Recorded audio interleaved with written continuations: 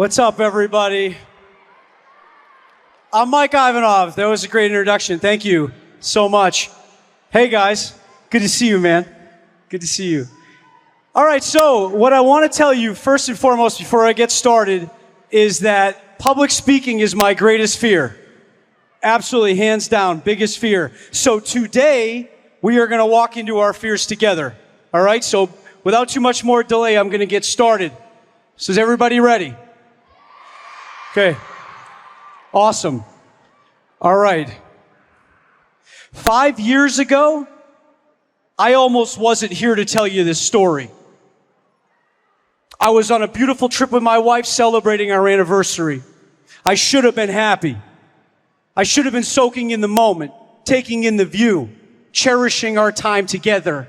But inside, I was barely hanging on. My mind was in full collapse, panic attacks, crippling anxiety, feelings of absolute doom.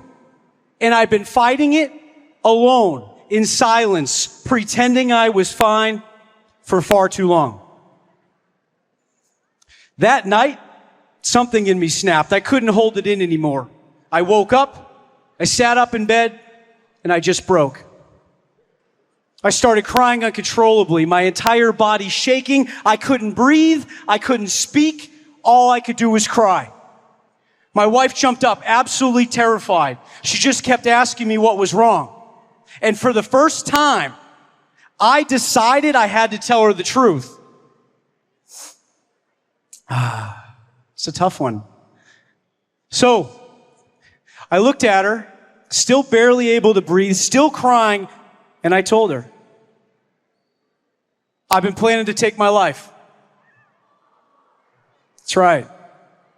I love you, but I can't keep suffering like this. This is what needs to happen. As calm as ever, she looked at me, took my hand, and told me, no, we're going to get through this together. And that one moment, that one choice to open up instead of closing off saved my life. So looking back, I can see how I ended up in that place. It didn't happen all at once. It was years of ignoring the real battles inside my own head. Years of keeping my struggles locked up because I thought that's what I was supposed to do. Be a man. Tough it out. Don't complain. But here's what I wish somebody had told me sooner. Ignoring it doesn't make it go away. It makes it worse. It started small. A racing heart, a feeling of being off. Then I couldn't sit still. I couldn't focus. I'd feel lightheaded. My hands would go numb. My chest would tighten and my breathing would speed up. It felt like my entire body was under attack. Then came the panic attacks. I can remember standing in a parking lot, blurry vision, dizzy, convinced I was dying. I'd Google the nearest hospital and drive myself there, fully believing that I wasn't going to make it. So the doctors, they ran tests. Every time they told me, you're fine. Your heart's fine. Your body is fine. But nothing felt fine. It got so bad some days that I couldn't even get off the floor of my apartment. My brain wouldn't stop screaming.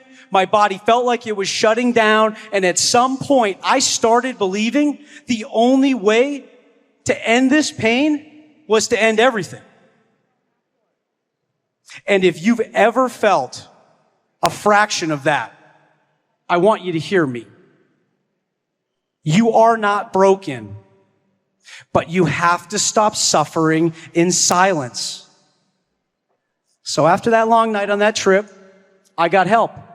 I started therapy. And one day my therapist asked me the weirdest question.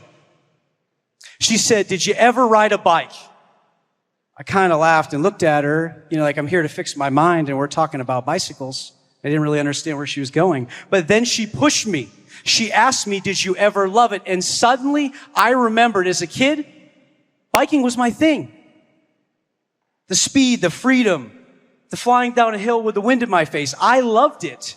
But somewhere along the way, I stopped. So she told me, go home, get on your bike, ride. At that point, I was desperate. I would have done anything to feel better, okay? So I got home, I dusted off my old bike, aired up my tires, and forced myself to ride. At first, absolutely hated it.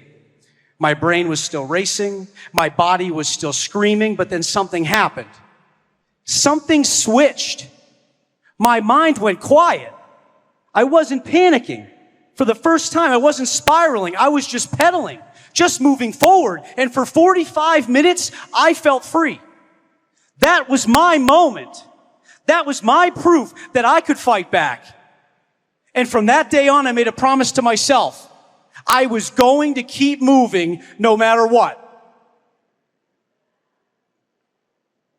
That first ride didn't cure me, but it gave me something to fight for, so I kept riding every day. I started building bikes. I threw myself into the process, and every time I got on that bike, I took back a piece of myself. Little by little, I climbed out of that hole. I started running. I started lifting. I started challenging myself. I stopped waiting for motivation and started doing the work. Because here's the truth. You don't need motivation. You need movement. That's what saved me. Not waiting, not hoping, just taking action. Some of you in this room might be struggling. Okay, some of you might be dealing with stress, anxiety, self-doubt. Maybe you feel like you're not enough. Maybe you feel alone. Maybe you feel like you're drowning. If that's you, I want you to hear me. You are not broken. You are not alone. And this is not the end of your story. But you have to take the first step. You have to find that thing that gets you out of your head. Maybe it's a bike. Maybe it's music. Maybe it's writing, lifting, running, talking to someone. Whatever it is, do it. And do it relentlessly. But I also want to speak to some of you in this room who aren't struggling. Maybe you're sitting here thinking about a friend, a partner, a sibling who's fighting this battle. Maybe you will be the person who saves them. If that's you, I have one piece of advice. Don't back away. Show up. Listen. Remind them that they are worth fighting for. Because sometimes all it takes is one person refusing to give up on you that keeps you in the fight. I was in the darkest place of my life, and I made a choice to fight, to move, to take back my life. So now I'm standing here in front of all of you to tell you that you have that same choice. Okay? And if you're ever struggling with mental health or know someone struggling with mental health, remember this speech. I want you to remember this moment. I want you to remember this voice. Keep moving. Take action and never quit. Because the only way you lose is if you stop trying. I love you guys. Thank you.